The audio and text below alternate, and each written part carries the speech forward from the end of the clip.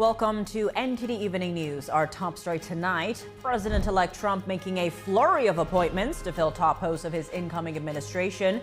Who are the latest picks and what have they said about implementing Trump's policies? Iris Tao reports. And the balance of power in the House is still in play as Trump taps the House GOP conference chair as his nominee for UN ambassador. Luis Martinez brings us the latest numbers. Did Trump speak with Russian President Vladimir Putin? What the Kremlin now says, and how the next Trump administration could affect the Ukraine war. Ariane Pazdar has the latest. Firefighters are facing dangerous conditions as wildfires rage across both U.S. coasts. On the East Coast, crews work to contain a deadly blaze in New Jersey and New York, while winds in California's Ventura County may make the mountain fire even worse. Christina Corona has the update. And today is Veterans Day, and thousands of men and women who served in the United States military are being honored for their service and sacrifice. Jason Perry brings us the highlights from the nation's largest Veterans Day event.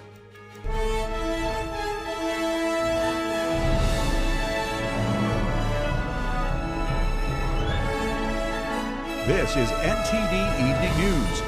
Live from our global headquarters in New York City, here's Tiffany Meyer. Good evening, and thank you for joining us tonight. President-elect Trump announcing fresh picks for top posts in his administration. It comes as Vice President-elect J.D. Vance congratulates Stephen Miller for being chosen as Trump's Deputy Chief of Staff for Policy. NTD's White House correspondent Iris Tao brings us more from West Palm Beach. Hunkering down at Mar-a-Lago right here in West Palm Beach, President-elect Trump has been meeting with his transition team and new administration hopefuls to prepare for his return to the White House. Amid an array of new announcements, Trump says he's tapping New York Congressman Lee Zeldin to lead the Environmental Protection Agency. Trump, highlighting Zeldin's legal background, says he'll ensure deregulatory decisions while maintaining the highest environmental standards. A vocal supporter of Trump, Zeldin also spoke at Trump's rally in Long Island, New York earlier this year. Is Long Island ready to send Donald Trump back to the White House? And Trump's also tapping longtime advisor Stephen Miller, an immigration hardliner, as his deputy chief of policy. And we're putting American families first on immigration. Vice President-elect J.D. Vance confirming that appointment, calls Miller a fantastic pick. And Trump on Monday also formally announced his nomination for New York Congresswoman Elise Stefanik to be the UN ambassador, saying she will deliver peace through strength and America First policies. Stefanik, the highest-ranking woman in Congress with positions on the House Armed Service and Intelligence Committees, has been a vocal ally of Trump and a staunch defender of Israel. As long as I serve the American people, I will defend George Washington's vision of religious pluralism and freedom. Today, this means crushing anti-Semitism at home and supplying the state of Israel with what it needs, when it needs it, without conditions to achieve total victory in the face of evil. And on Sunday night, Trump unveiled that Tom Homan, his former acting director of Immigration and Customs Enforcement, will be in charge of the nation's borders. And Trump says Homan will be in charge of all deportation of illegal aliens, which Homan says will begin on January 20th. Is there a way to carry out mass deportation without separating families? Of course there is. Families can be deported together. I don't care if you're a Republican, a Democrat, or independent. Border security is national security. We should all be on the same side of that. The transition efforts comes as Trump is set to meet with President Biden at the White House on Wednesday morning. While President Obama also had such a meeting with Trump back in 2016, Trump did not invite President Biden for one back in 2020. This will be the first time that the two talked after the June CNN debate, which ultimately led to Biden's withdrawal from the presidential race. Reporting from West Palm Beach, Iris Tao, NTD News. The balance of power in Congress is still not definite. Republicans in the Senate and the House will have leadership elections this week, and President-elect Trump is weighing in on the contested races. Our Washington correspondent, Luis Martinez, joins us with the latest preparations for the 119th Congress.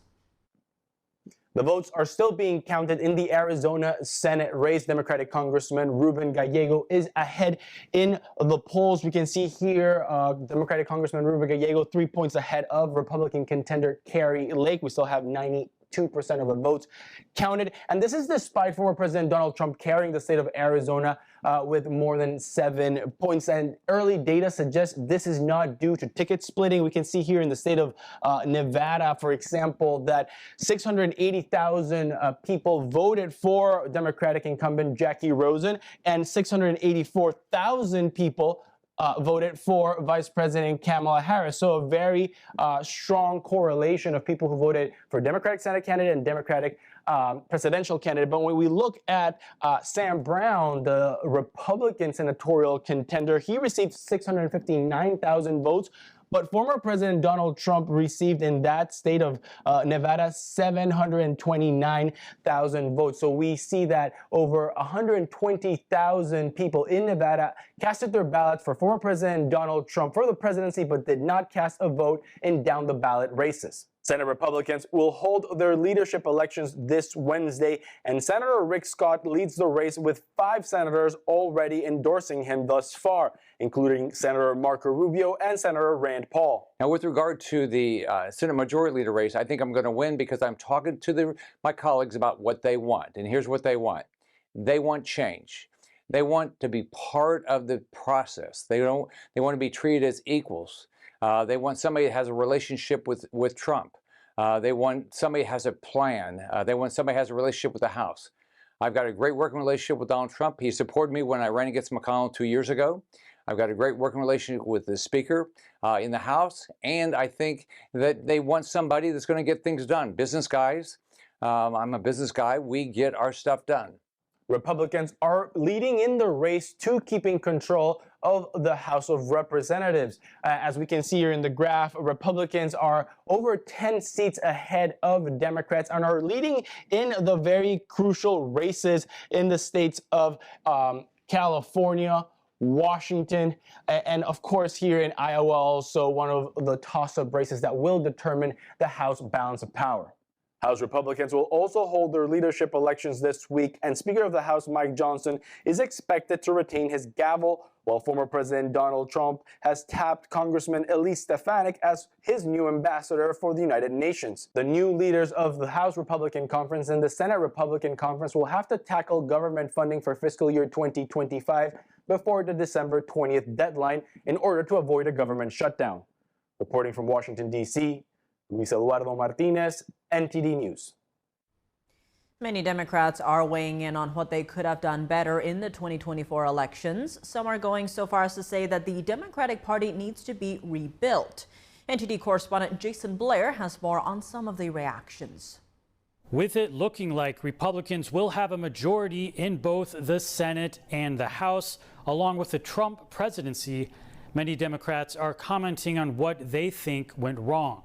While not a Democrat himself, independent Vermont Senator Bernie Sanders, who endorsed Vice President Harris, was one of the first heavy hitters to join the conversation.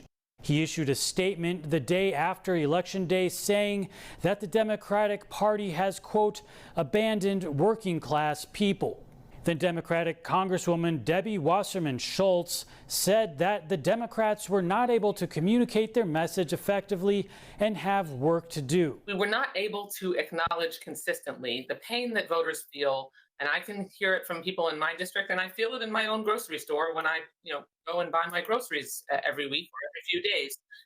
We were not acknowledging that there are people who are still struggling to make their daily ends meet. On Sunday, Representative Ro Khanna told CBS's Face the Nation the Democratic Party needs a better economic vision. He said the Democratic Party should have one simple mission, and that is to address the economic hardships and struggles of many Americans, not just working class Americans, a large slice of Americans who feel the American dream has slipped away for their families and their kids. Democratic Washington Congresswoman Pramila Jayapal told Politico that the Democratic Party needs to be rebuilt. And we have become a party of elites. Whether we abandoned working class people, whether they abandon us, whether it's some combination of all of the above. Reporting in Washington, D.C., Jason Blair, NTD News. Fighting continues in Ukraine today amid deadly attacks. How can the next Trump administration affect the war? NTD's international correspondent Arian Pasdar has the latest on Russia, starting with an update on the battlefield situation. At least 5 people are dead after a Russian attack on a city in southern Ukraine. That's according to the local state emergency service. In the capital city of Kyiv, meanwhile, people sheltering in a metro station on Monday night. Fighting also continues in Russia's Kursk region. Ukraine's military released this footage, saying it shows strikes on Russian troops in the region. Fighting there started after Ukraine launched an incursion into Russia earlier this year. Now, President-elect Trump also announced that former UN Ambassador Nikki Haley and former State Secretary Mike Pompeo won't be part of Trump's next administration.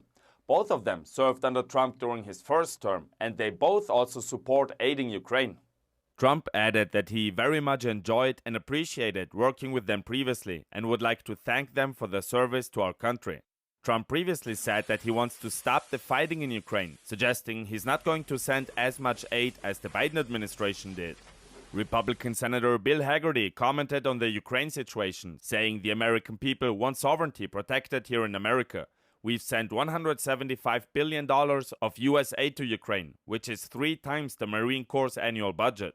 National Security Advisor Jake Sullivan saying the Biden administration will try to aid Ukraine as much as possible before Trump takes over. By January 20th, we'll have sent the full amount of resources and aid to Ukraine that Congress has authorized. Also on Monday, the Kremlin commented on an alleged phone call between President Vladimir Putin and President-elect Trump.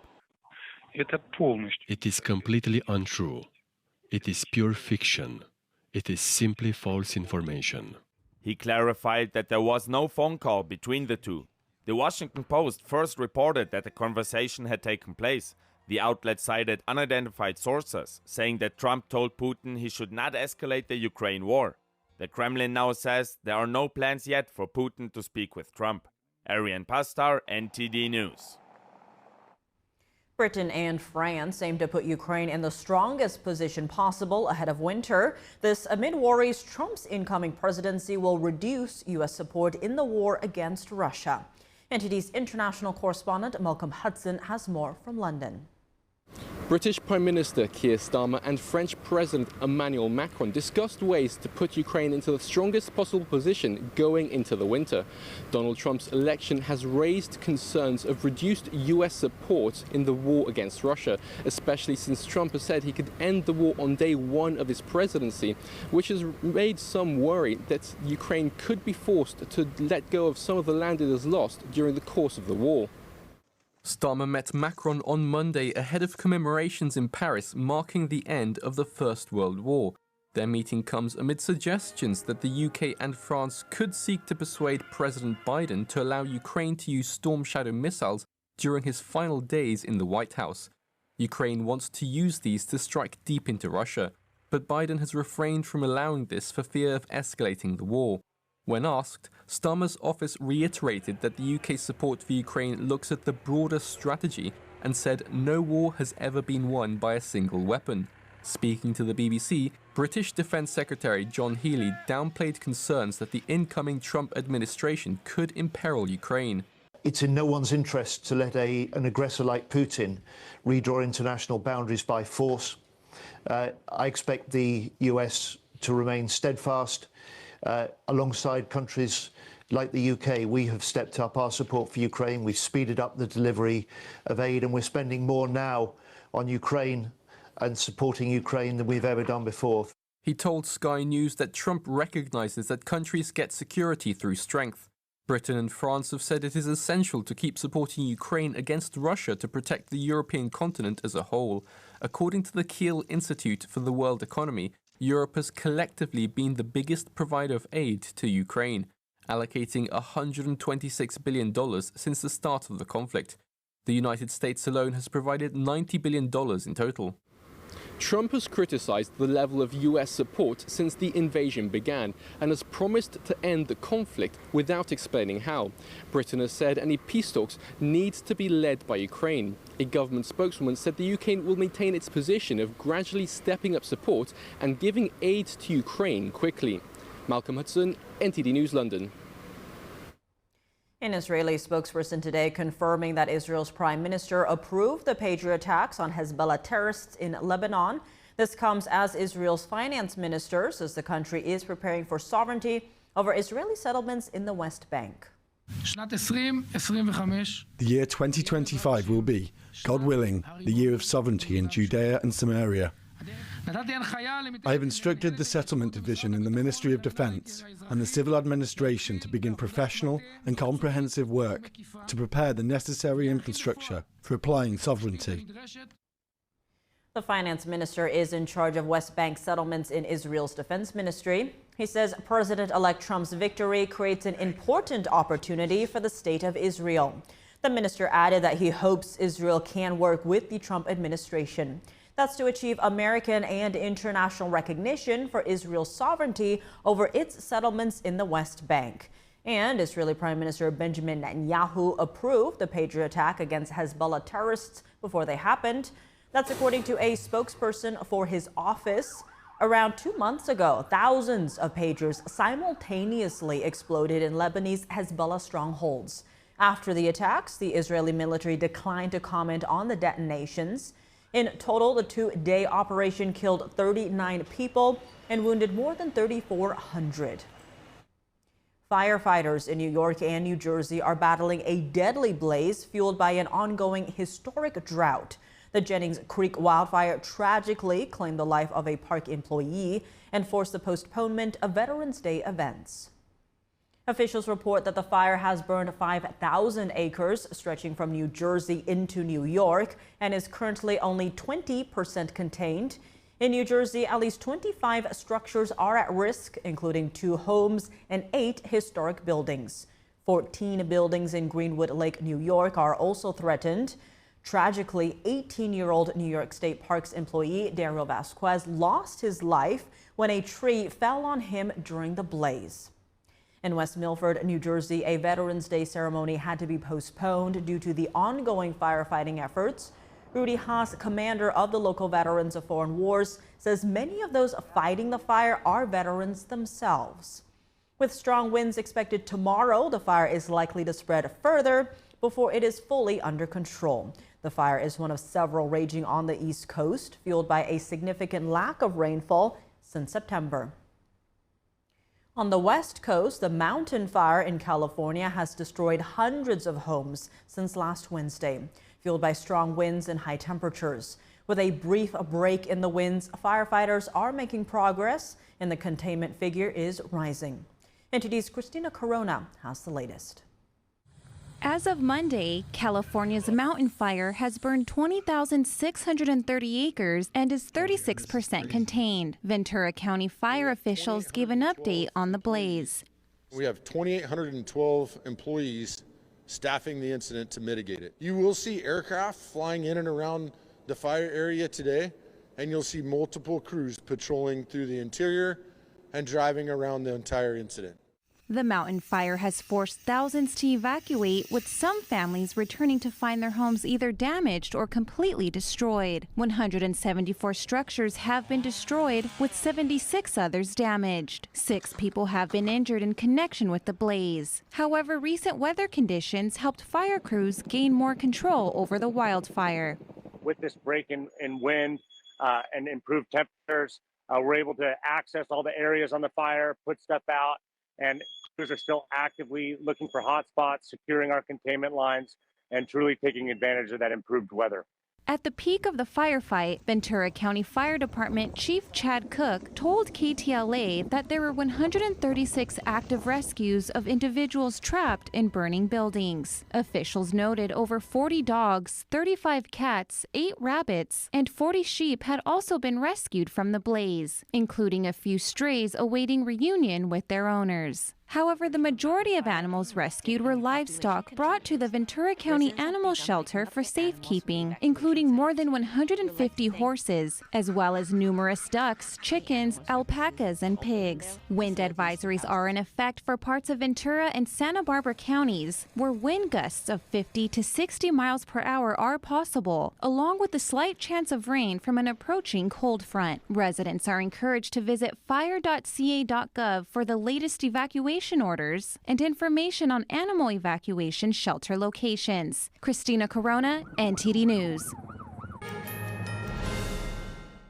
Welcome back. I'm Tiffany Meyer. Happy Veterans Day to those who served in the United States military. The nation's largest Veterans Day event took place today in New York City. NTD's Jason Perry is on the ground with details. Hello everyone, I'm here in New York City at this year's Veterans Day Parade. This year, the featured branch of service will be the United States Marine Corps, and there will also be about 20,000 participants representing all branches of service and different periods of service. I spoke to some people earlier to see what Veterans Day means to them. Well, Veterans Day just means an appreciation, for people that are going out there and risking their lives and, really putting their name out there to be able to represent us as a country, So it's just a day where we can appreciate them and kind of recognize the ones that, weren't able to make it home, but put their life on the line for the rest of us. Once you realize the value of the sacrifice that you made and you see what is possible because of what you've done, then it's like having a birthday. You know what I'm saying? It gives you a day that you get to call your own, and we get to call that our own. To honor those who serve, because sometimes they don't get enough recognition, for what they go through, not being here, going abroad and leaving their families and putting themselves in dangerous situations, and then coming home and not being recognized like they should be. Veterans Day means to me that we honor those that have served and protected us in our military. I come from a very strong military family. My father was in the Army. My uncles were in the Army. I have several cousins in different groups, and my son just joined the Army and will be leaving in January. New York City Mayor Eric Adams also stopped by during the parade and spoke with reporters. And he also shared his thoughts on Veterans Day. This country owes a debt of gratitude to the vets, and I'm here in the spirit and energy of Uncle Joe, a 19-year-old young man that died in Vietnam. And each time I march, I think about him, how he gave his life as a teenager to defend what this country stands for. There was also a wreath-laying ceremony earlier today. Well, happy Veterans Day to all you veterans. Jason Perry, NTD News, New York. President Biden and Vice President Harris pay respects to veterans at Arlington National Cemetery today. It is the first time the two have appeared together publicly since Harris lost the election. NTD's Washington correspondent Jack Bradley has more from the White House. President Biden honored the service of America's military veterans in his last speech as Commander-in-Chief at Arlington National Cemetery on Veterans Day. He spoke of the personal sacrifice that veterans go through and their families when they sign their lives in service to the country. We have many obligations, but only one truly sacred obligation. Sacred. To prepare those we send into harm's way and to care for them and their families when they return home and when they don't. It's an obligation, not based on party or politics, but on a promise that unites us all. Today, as we strive on to finish the work of our moment, to bind the nation's wounds once again, we commit and recommit to this sacred vow. Veterans Affairs Secretary Dennis McDonough accompanied President Biden and Vice President Harris at the wreath-laying ceremony at the Tomb of the Unknown Soldier. This was Harris's first public appearance since her concession speech last Wednesday. It was also the first time Biden and Harris appeared publicly since she lost the election. President Biden's son, Beau, was a veteran who served in Iraq in 2008. He died of brain cancer in 2015. While at the ceremony, Biden also defended his controversial withdrawal of American troops from Afghanistan in 2021. It ended in the deaths of 13 American servicemen and hundreds of Afghans. 4 presidents faced a decision after we had gotten bin Laden whether to end our longest war in history in Afghanistan. I was determined not to leave it to the 5th. Every day I still carry a card with me, my schedule every single day for the last 10 years. On the back of my schedule it says, U.S. daily troops in Afghanistan. U.S. troops died in Afghanistan as of today, 2,465. President Biden's term may be up in about 70 days, but he's still passing new legislation. At the ceremony, he announced the expansion of what's known as the PACT Act, which provides health care services to veterans who were exposed to toxic chemicals at military bases. PACT Act has already helped over 1 million veterans and their families get the benefits they deserve. They deserve those benefits. Today, I'm proud to announce that the VA will expand the number of cancers covered under the PACT Act. Biden will host President-elect Donald Trump here at the Oval Office on Wednesday to discuss the transition of power. Reporting from the White House, Jack Bradley, NTD News. All gave some, but some gave all. A group of Vietnam War veterans today gathering in the nation's capital to honor those who made the ultimate sacrifice. NTD's Sam Wong was at the Vietnam Veterans Memorial in D.C. to hear from them. Which branch of military did you serve in?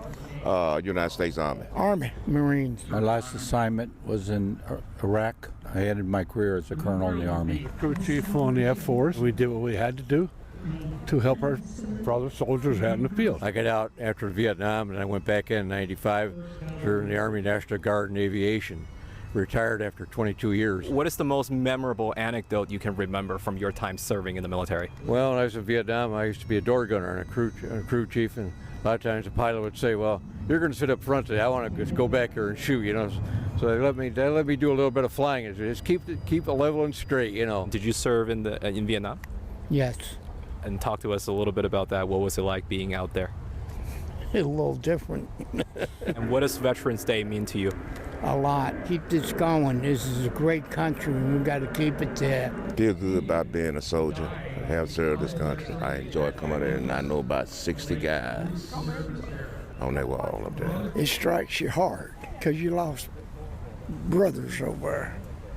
Not blood brothers, but brothers of arms. Today means I meet my brothers, say hello, and thank them for their service. We have a few friends on that wall, and we'd like to honor them. We'll do it now, we'll do it later, and forever. What is the biggest value that you've learned from your time serving in the military?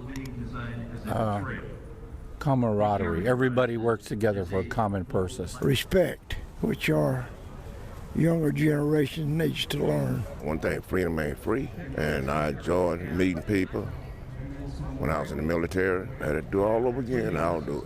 Keep going, don't ever give up. In '97, I had 5 bypasses on my heart.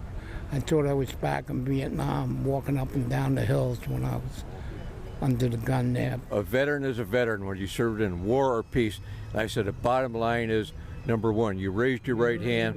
Number 2, you wore that uniform. I said, I respect that. This is a great country. We can't let it down. We got to keep it the way it is, and I will fight forever for that. Welcome back. If you're just joining us now, here are some of today's top headlines.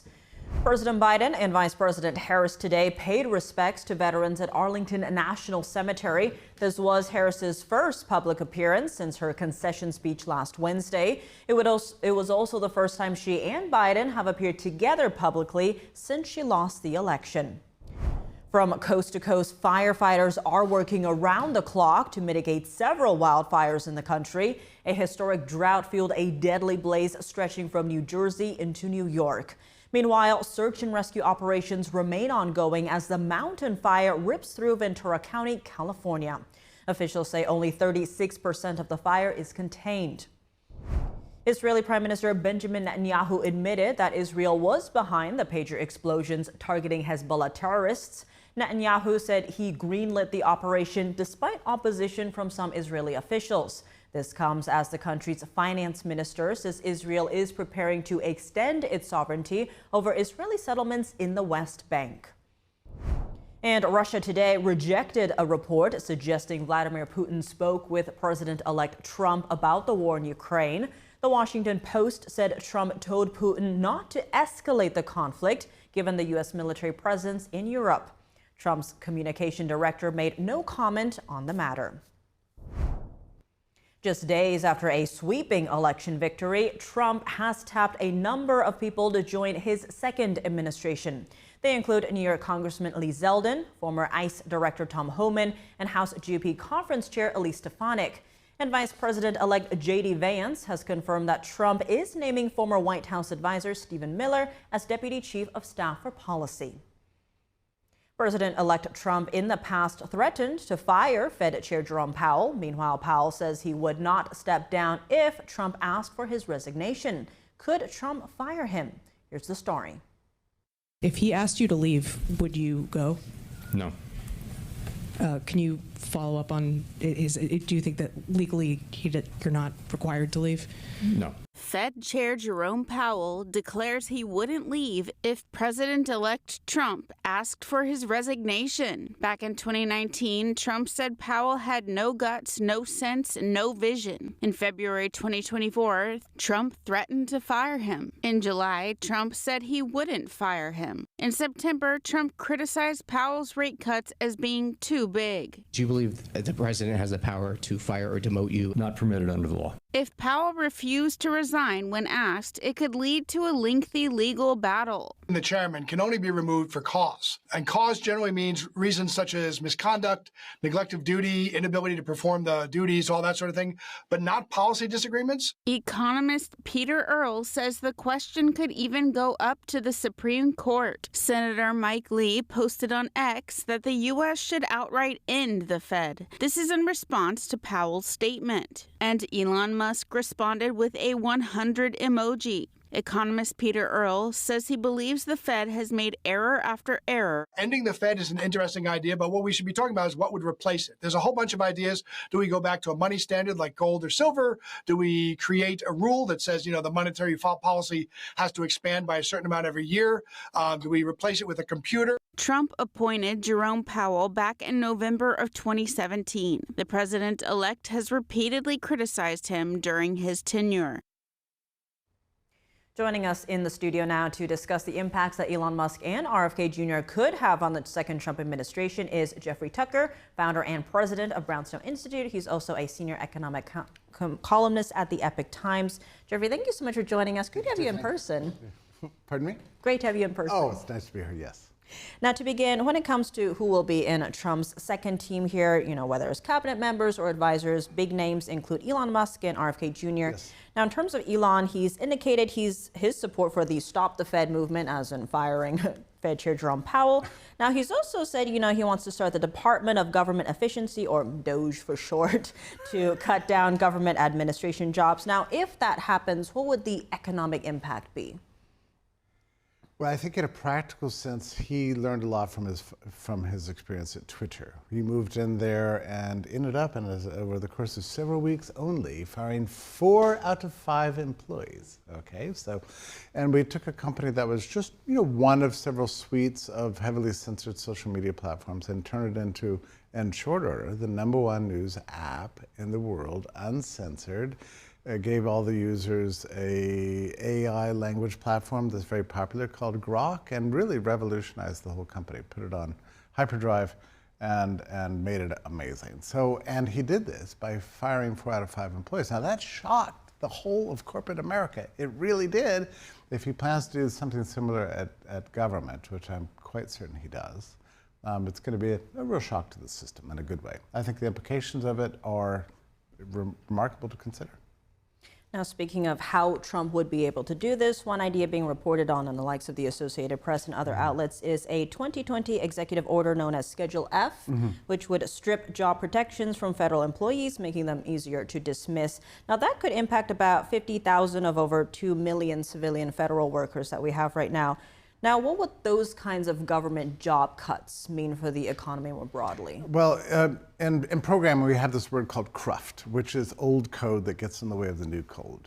So I think a lot of the high personnel in government is considered by somebody like Elon to just be people that we need to get rid of in order to make the system work better. And there's a lot of economic evidence that is true. Sometimes companies get better by dramatic cuts. But you talk about Schedule F, that was 4 years ago. The Team Trump is thinking about things far more dramatic than that. Schedule F is nothing compared to what they're talking about. We're not talking about 50,000, but something much more expansive than that. Most likely it'll be fundamental reforms in the whole of the civil service itself, going back to a system that we had before the 1883, in which the executive department really does respond to the president. The leader elected by the people becomes their boss.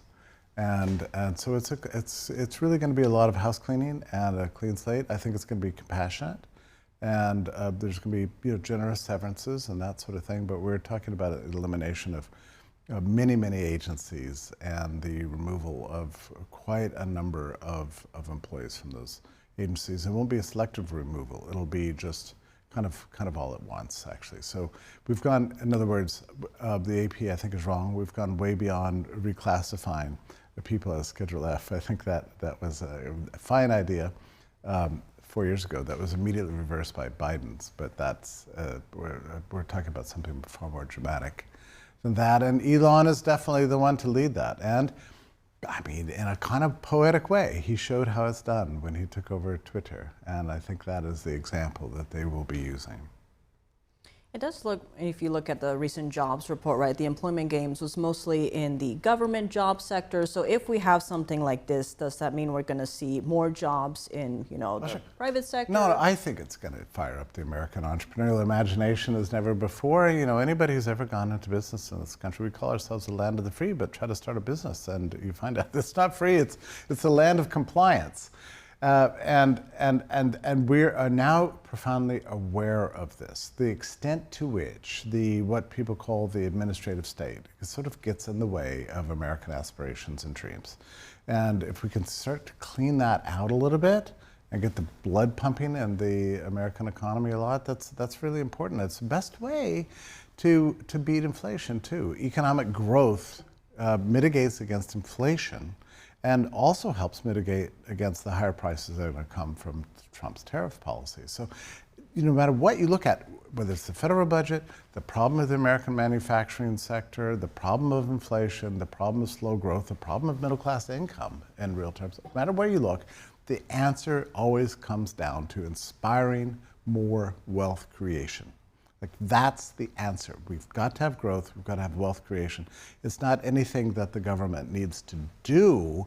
It's what the government needs to do less of, which is enforce all the ways in which the American enterprise has been so thoroughly gummed up. And I think everybody on all sides of the aisle agree with this. And actually, I think Washington's ready for this change too. Yeah. Now, speaking of the government doing less, I want to switch gears a bit here. RFK Jr., big focus for him on health. Now, one area that might not be on people's radar is actually a piece in your foundation about the Biden-Harris administration agreeing to the UN World Governance and Internet Censorship. Now, first off, maybe, Americans don't know about this. What would this mean for Americans' rights if we're basically ceding sovereignty to an organization or a forum like the UN? We're ever more aware of this problem, the transference of American sovereignty to global institutions. I mean, there's a reason why during, for example, the COVID response, all governments in the world did the same thing, and it's the same thing that's now happening with climate change legislation and then also with the censorship thing. The ambition is to create a globally regulated stakeholder system that essentially, shreds the dream of the internet as a free marketplace of ideas and replacing it with some other strange stakeholder model in which universities and foundations and global powers have great influence over what you can and cannot say. And that is just an intolerable idea because it contradicts the First Amendment and it contradicts the aspirations of a free people. So RFK is all about this. And so, of course, is Elon Musk. So this is an area they all agree with. And the Trump team is really emphatic. We are not going to become part of the global censorship machinery. And I'll tell you something else that's really interesting. In the last few days, we've seen the Trump transition team talking about the problem of censorship in Europe. Like, why should the U.S. so heavily subsidize this military alliance that is censoring their people, doing things that a free people should not be doing. NATO should be really about freedom as a first principle. So, it very well could be that continued U.S. participation and certainly subsidies to NATO machinery and countries is going to be contingent upon new protections for freedom of speech. And I tell you what, people say it's all about X, right? He doesn't like being censored in Germany. He doesn't like being censored all throughout the EU. That's true, he doesn't like that. But it's not really about X. It's about the whole world of information and about the principle of freedom of speech itself. This is really critical to a free society. This is something that Trump believes, that Elon believes, that RFK believes, and I think most people in the world would agree. So this is going to be a top priority to end this creeping censorship and this creeping globalism that we're seeing throughout the world. Now, with this creeping globalism, if Trump does have the likes of Elon Musk and RFK Jr. in his cabinets or even as advisors, can Trump undo what the Biden-Harris administration has done in terms of this UN agreement? Yes, he can. And I tell you what, 6 months ago, the Trump administration, the incoming Trump administration, had planned lots of executive orders to pass them. We're talking about hundreds in one day. But since the election, since last Tuesday, there's been a rethinking of that strategy because the problem with executive orders is they can always be, the federal judge can pass an injunction against it and reverse it, right? So it's effective, but potentially limited effectiveness if you're dealing with a lawfare kind of situation. But you can convert those executive orders to legislation, which you can do now that you've got the House and Senate and very crucially, a mandate from the people in the form of the popular vote, which no one expected. What that enables is fundamental, once in a generation or several changes in government. So we're going to see all these not all, but many of the executive orders converted to real legislation, and they're going to be passed one right after another in a flurry of legislative change, the likes of which we have not seen since 1933. A lot to look for here. Jeffrey Tucker, thank you so much for being with us. It's my pleasure. Thank you. Welcome back. I'm Tiffany Meyer. Over on the West Coast, California voters have rejected a measure on prison law. The law would have ended forced prison labor. NTD's David Lamb reports. California voters have rejected Proposition 6, which aimed to remove forced prison labor. Nearly 54% voted no to 46% that voted yes. It was introduced by State Assemblywoman Lori Wilson. California's constitution prohibits forced labor in any form except if it's a punishment for crime. Criminal justice advocates sought to change the language as they're concerned with prison labor conditions. Proposition 6 said it would have replaced carceral involuntary servitude with voluntary work programs and prioritized rehabilitation, lowering recidivism and improving public safety, resulting in taxpayer savings. While there were no arguments submitted against Prop 6, many voters rejected the proposal. Inmates are typically paid less than $1 an hour for work, which can include fighting fires, cleaning, and landscaping. The state's legislature said the measure had the potential to increase or decrease state and local costs depending on changes at the state and county levels, and that any changes Prop 6 could cause to criminal justice costs would not exceed tens of millions of dollars annually.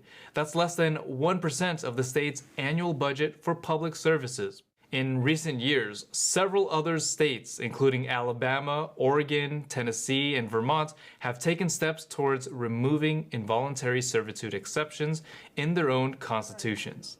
David Lamb, NTD News, California. Back to you. And as we honor our nation's military veterans today, many continue to suffer in silence. Over the years, service dogs have proven themselves as crucial companions for men and women coping with post-traumatic stress, depression, and anxiety. NTD's Andrew Thomas has more on their relationships. After a deployment to Iraq, Air Force Staff Sergeant Heather O'Brien returned home with anxiety and post-traumatic stress. But bouncy Labradoodle Albus helped her get back on her feet. I needed something to push me because I wasn't going to push myself anymore. I had kind of given up on trying. And so, yeah, I needed that. And it just, now it's slowly changing into an adventure of what can we do. Dogs for Valor is part of a Kansas-based organization called The Battle Within. The nonprofit helps retired veterans and first responders work with their service dogs. A lot of times the veteran with severe PTSD is, homebound. They're isolated, they're very nervous, they won't make eye contact, some won't leave the house at all. And by the end of the service dog program, they're coming out with their dogs. Timothy Siebenmorgan was deployed a total of 18 times. He's working with his 1-year-old American bulldog, Rosie. If it seems like I'm depressed or I'm down in the dumps, we're going to teach her to come and give me a hug or nudge on me. If I got too much anxiety, she'll rest her chin on my lap. Rosie has given Siebenmorgan a new lease on life. Now I have more of a drive, I feel more outgoing, like I want to, do things because I'm happier, I guess. Mark Atkinson served in Afghanistan. The Marine Corps veteran returned home with PTSD and major depressive disorder. He urges fellow vets who are struggling to speak up and references the number of veterans who die by suicide every day. You'll get through it. Just keep your head up. We just don't want to be in number 22. So, yeah, get the help that you need. Andrew Thomas, NTD News. And that's all for today's news. For round-the-clock coverage, visit us at ntd.com or download our NTD app. And on behalf of NTD News, we'd like to thank our veterans for your service to our country. I'm Tiffany Meyer. Good night.